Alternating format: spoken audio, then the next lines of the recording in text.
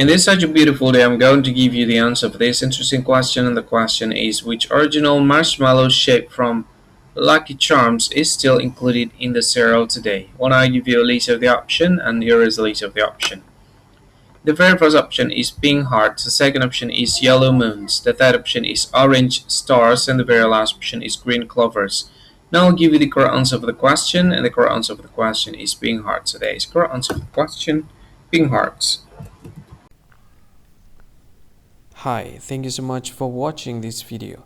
If you find this video is very useful, you can help this channel to grow by subscribing this channel. Please this subscribe button and don't forget to like this video. And if you find this video is not really good, or you don't really like this video, or you kind of feel that it's a little bit offensive or something like that, you can click this one, dislike button. You can do that anyway.